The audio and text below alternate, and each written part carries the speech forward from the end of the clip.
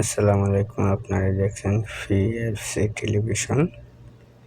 আজকে সিলেটের বর্জ্যপাতে সংসদে সরাসরি বক্তব্য দিচ্ছেন সুনামগঞ্জ ১ আসনের সংসদ সদস্যদের।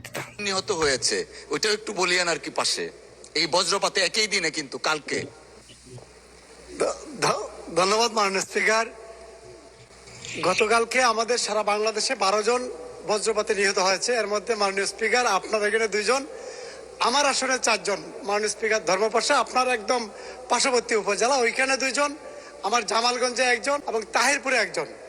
এইটা মাননীয় স্পিকার দীর্ঘ এই বিগত 15-16 বছর যাবৎ কন্টিনিউ এটা হয়ে যাচ্ছে এবং আমরা কি এটার নিরোধন করার জন্য কোনো ব্যবস্থা নিতে পারি কিনা মাননীয় স্পিকার? আমাদের মাননীয় দুর্যোগ ব্যবস্থাপনা মন্ত্রী এবং আমাদের কৃষিমন্ত্রী মহোদয় ওনাদেরকে দৃষ্টি আকর্ষণ করে বলবো এই বিষয়ে কোনো ব্যবস্থা আমরা নিতে পারি কিনা, এবং যারা নিহত হয়েছে তাদেরকে আমরা সরকারিভাবে কোনো অনুদান বা কোনো সহযোগিতা করতে পারি কিনা মাননীয় স্পিকার।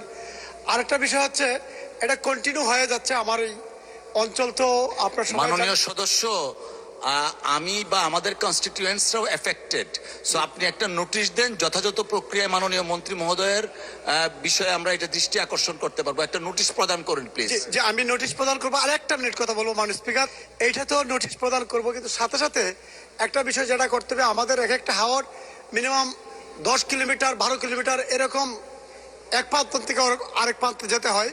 এখানে কোনো আশ্রয় কেন্দ্র করা যায় কিনা আমাদের কৃষকদের জন্য, আমাদের বর্ষার সময় জেলেদের জন্য হাওরের মাঝখানে প্রত্যেকটা সদস্য সমস্ত বিষয় অ্যাড্রেস করে একটা নোটিশ দেন। আপনি যে বিষয়গুলা বলছেন প্রত্যেকটা বিষয়েই অত্যন্ত জনগুরুত্ব সম্পন্ন, এবং আমিও যেটা বলছি আমি নিজেও এফেক্টেড, আমার কনস্টিটিউয়েন্সির লোকজন। অতএব আপনি একটা নোটিশ দেন, এটা বিবেচনা করা হবে। অসংখ্য ধন্যবাদ। থ্যাংক ইউ মাননীয় স্পিকার।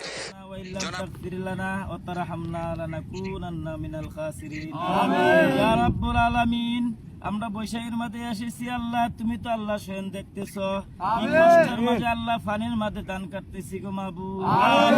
ইয়া রাব্বুল আলামিন, কত ঝড় তুফান বৃষ্টি আল্লাহ বজ্রপাত দিয়ে আল্লাহ তুমি এইগুলা থেকে আমাদেরকে রক্ষা করি আল্লাহ। আমাদের রিজেক মাবুদ এই ফানির মাঝে রাখিস আল্লাহ, এই রিজেককে আল্লাহ তুমি সহি সালামতে আমাদের পরিবারের কাছে পৌঁছানোর মতো তৌফিক দান করি ইয়া আল্লাহ। তুমি তো ওয়াসিম দয়ালু রহমান, তুমি রিজেক দাতা, তুমি হইলা রহমান। ইয়া আল্লাহ রাব্বুল আলামিন, তুমি আমাদের সবাইকে সহি সালামতে রাখিও।